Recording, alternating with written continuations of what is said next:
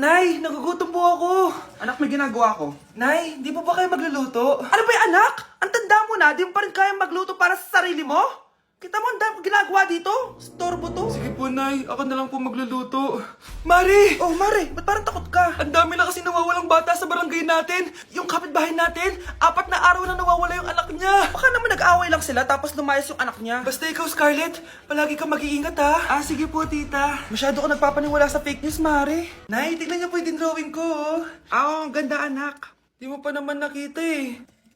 Nay, punta po kayo sa school bukas. Kakanta po ako sa stage. Oo, sige, anak. Pupunta ako pag may free time ako.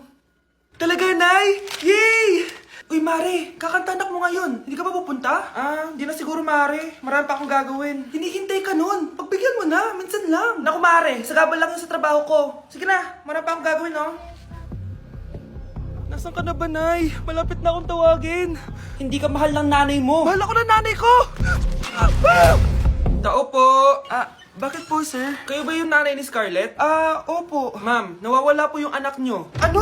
Si Scarlett? Aware naman siguro kayo na maraming nawawalang bata dito sa barangay natin, ma'am. Scarlett! Yung iba, ma'am, hindi na namin nahanap. Napakawalang kwenta mong nanay. Disturb mo yan. Okay, class. Accepted sa exam ang may pinakamagandang spoken poetry. Ma'am, I volunteer! Wow! Okay, Scarlett. Esophagus, esophagus. Habang tayo'y kumakain sa pagkainan, hindi mawawala ang esophagus. Mananatili yan panghabang buhay. Dadaloy yan sa iyong sinapupunan. And I thank you. Magaling! Sinong gustong lumaban kay Scarlett? Ma'am, lalaban po ako. Okay, class. May lalaban pala kay Scarlett. Si Samantha. Pantog, pantog, pantog. Kapag tayo'y umiihi, syempre, kailangan hindi mo mapigilan ang iyong ihi, syempre, para iwas bato, para iwas sakit, syempre. May point siya. Kaya kung ayaw mo yun, umihi ka na umihi, para yung pantog mo, hindi magkaaberya lang ganun. And I thank you. Okay, class, parehas silang magaling. Kaso, isa lang ang mananalo. Sana ako yung manalo para perfect na ako sa exam. Sigurado namang ako yung mananalo dyan. Galing ko kaya. Ang nanalo ay si... Ako po, ma'am. Lalaban ako. Sige, Michael. Putok, putok. Nangangamoy putok na dito. Matuto rin kayong maligo. Anak, tingnan mo tong balita. Hiwalay na daw yung Katniel. Tingin nga, Nay. Baka fake news lang yan, ha? Pinost ni Catherine. Hindi! Hindi pwede mawala ang Katniel. Di niya! Catherine! Bakit niyo ginawa sa amin to? Okay na ito. Breaking news! Walang pasok on all levels dahil hiwalay na ang Katniel.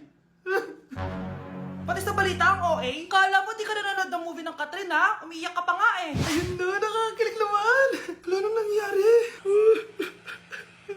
Hindi ko mamamatay. Oo na, die hard fan ako ng Katniel. Hindi. Hindi.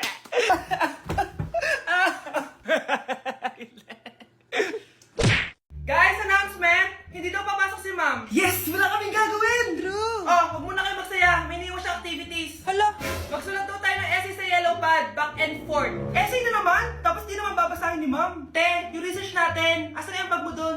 Tigilan mo muna ako, be. Absent nga si ma'am, di ba? Mag-absent ka na din, te. Kung tamad ka mag-aaral. Ang laki ng ano niya, pre, oh. Oo nga, pre. Kita niyo ba yan? Aba, ano yung pinapanood nyo, ha? Wala to. Ba't ka ba nakikialam? Loko kayo, ha? Magsusumbong ako kay ma'am. Di magsumbong ka. Pwede na naman. Be, tara, uwi na tayo. Wala naman si ma'am, eh. Tara, di naman nila mapapansin yan. Hoy, saan kayo pupunta? Kinis kayo, di ba? No, dyan lang kami sa kantin, eh. Oo, sa kantin lang kami. Be, di ako bingi. Dito lang kayo. Maglilinis pa kayo. Babe, TikTok tayo. Sige, babe. Uy, sana all. Ang hirap naman ng step. Di kayo na masaya. Magbe-break din kayo. Dito pa kayo naglandian, ha? Humanda kayo kay ma'am. Good morning, class. Sorry, absent ako kahapon. Ay, hindi. Nasa exit letter mo, ma'am. Ha? May breakfast sa room, Scarlett. Di ba kapag absent kami, hiningan mo na kami ng exit letter? Nasaan yun sa'yo? Nay, gusto ko daw makilala ng jowa ko. Sige anak, papasukin mo. Sige, Nay. Babe, pasok ka. Halik kayo, kumain muna kayo. Babe, kain ka na. Anong pangalan mo, iho? Anak, hindi ba ito nagsasalita? Baka nahihiya lang yan, Nay. Ikaw talaga, babe. Sige, kain na kayo.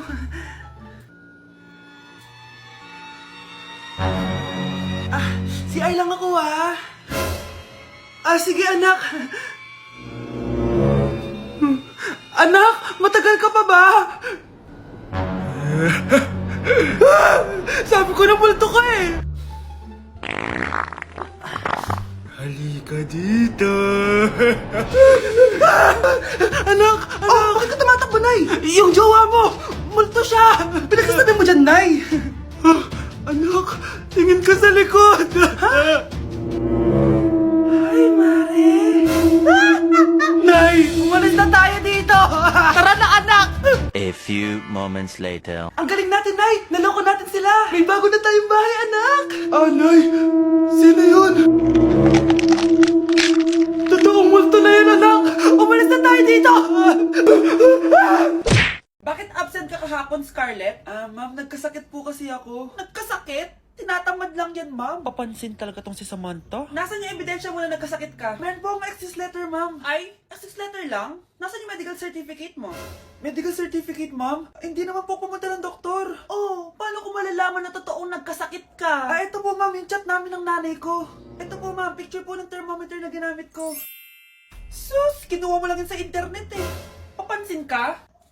Kulang sa pansin eh. Ay, hindi ko tatanggapin yan, be. Hindi kita i-excuse. Dapat medical certificate yung ibigay mo sa akin. Ma'am, kailangan ka pang nagkakasakit, may medical certificate agad? Paano kung masakit lang yung katawan? Paano kung masakit lang yung puson? Kailangan mo agad ng doktor? Hindi kami mayaman, ma'am.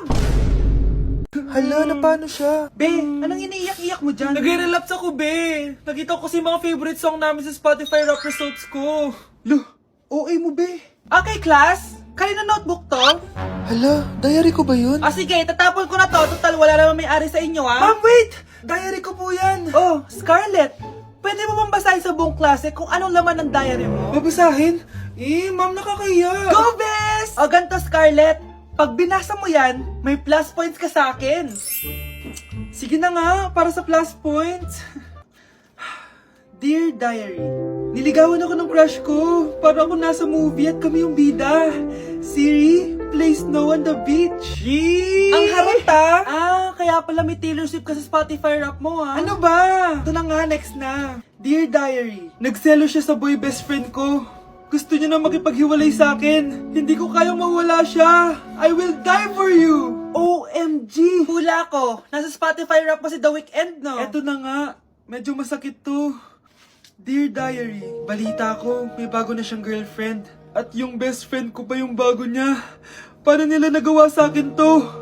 Parehas silang traitor. Hala, okay lang yan, bes. Kaya, ayun, nasa top song ko yung Kill Bill ni SZA. Magre-relapse na yan! Tumigil nga kayo! Class, tumigil na! Hello ma'am, sorry I'm late. Nga pala, class, may bago pala kayong kaklase. Dear Diary, eto na ba yung binigay ng universe para sa akin? Hi classmates, my name is Jake. Ang pogi ng pangalan, tapos ang tangkad niya pa. Siya na talaga yung para sa akin. At sa mga nagtatanong, may jowa na po ako. And 3 years na po kami. Dear Diary, suko na ako. Ayoko na magjowa. Mamamatay na lang talaga akong single. At dahil maraming hindi nakasagot ng full name ko, iibahin ko yung mga tanong. Salamat naman. Number 1. 2 plus 2. Yes, may tamang sagot na ako. Number 2. What is the powerhouse of the cell? Ang dali naman. Makaka-perfect ako. Number 3. Ano yung pangalan ng crush ko nung elementary pa ako?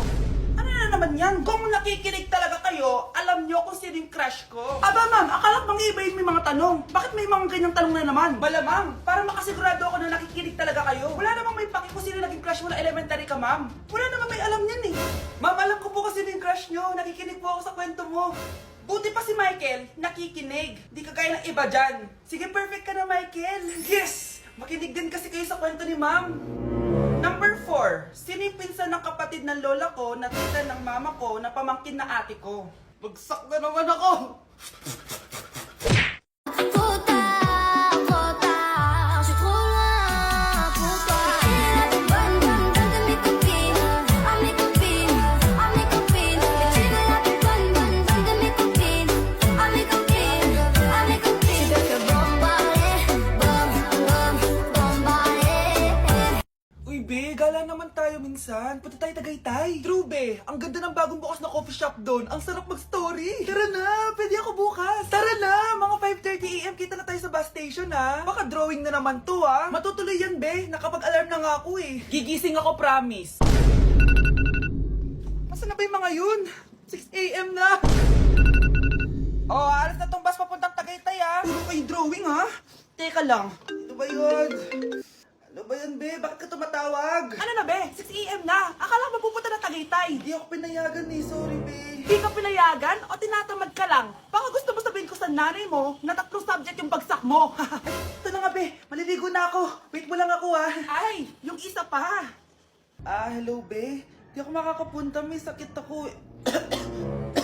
Sakit. Lalong lalala yung sakit mo, be, kapag nalaman ng nanay mo na boyfriend mo yung anak ng kaaway niya. Ay, be, magaling na pala ako. Nakakalakad na ako. 5 minutes nandyan na ako, ha. Madali lang pala kayong kausap, eh. Let's go, Tagaytay! For our last question, ano ang full name ko? Wala naman yun sa lesson, ah. Siyempre, dapat alam niyo yung pangalan ko. Dami namang alam nito.